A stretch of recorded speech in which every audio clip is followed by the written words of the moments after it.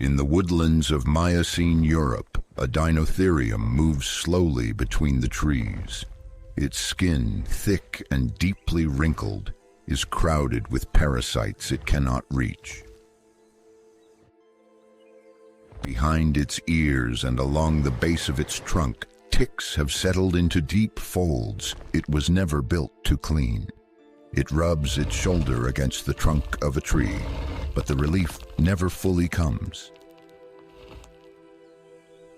So it waits, carrying a burden it cannot solve alone.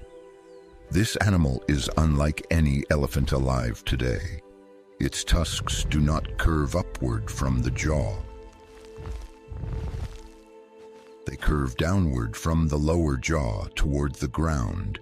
No one is entirely sure what they were for.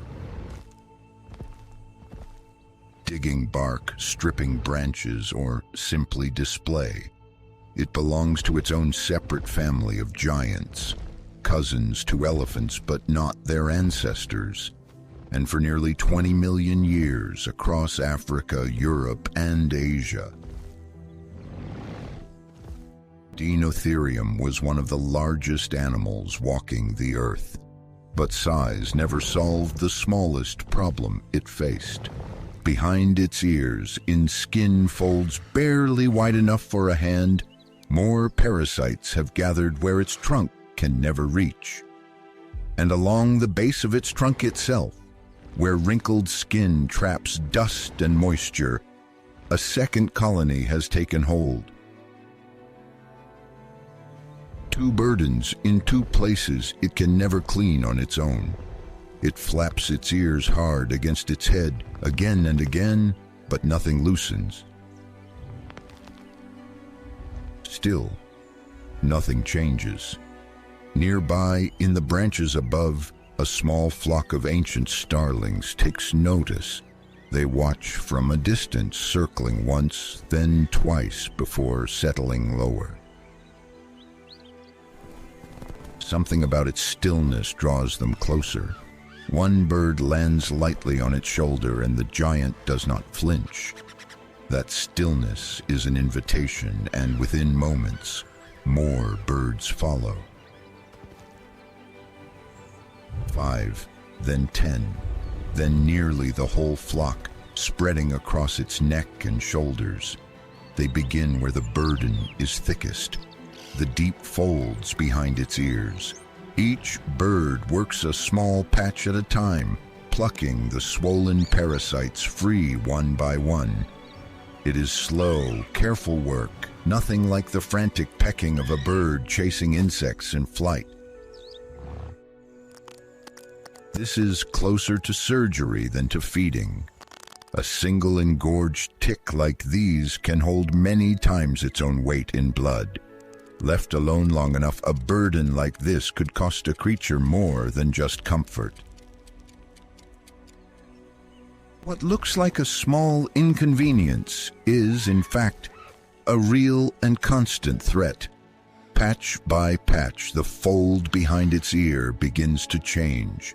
Clusters that were solid and gray give way to clean, healthy skin. The giant's ear stops flapping, finally settling still against its head. For the first time in longer than it can measure, one part of its body is simply quiet, but the flock is not finished. A handful of birds move down toward the base of its trunk, working with even more care. The skin here is thinner, more sensitive, but the birds are built exactly for this kind of work. One fold at a time, the same pale burden lifts away. Its trunk stays perfectly still through all of it, trusting a creature smaller than one of its own toes. Peck by peck, fold by fold, the last dense patches finally begin to clear.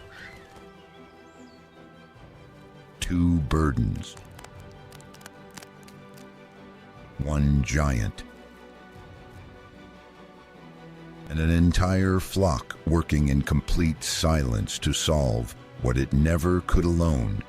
Minutes pass, though to the giant, they might as well be ours. Its breathing slows further, each breath longer and deeper than the last. Its enormous frame, tense for longer than any single day, finally settles fully into ease.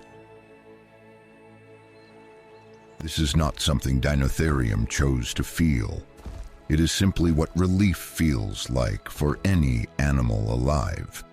The birds work until there is nothing left to find, then begin to lift away one by one.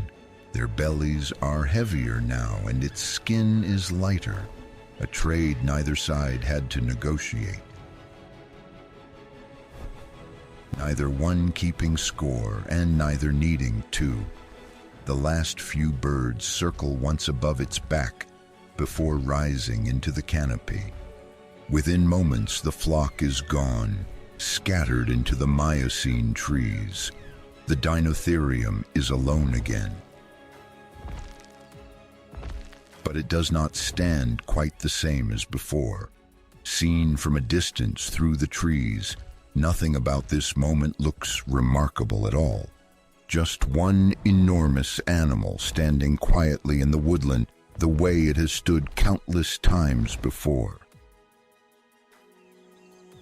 But scale down far enough and an entire invisible exchange has just taken place. A giant with tusks built for nothing but digging and stripping bark, trusting the smallest creatures around it completely. This is not a story that fossils alone could ever fully tell. It leaves no bones, no footprint, no trace at all. And yet it happened here, the same as it still happens today, wherever the largest and smallest of creatures learn to need each other.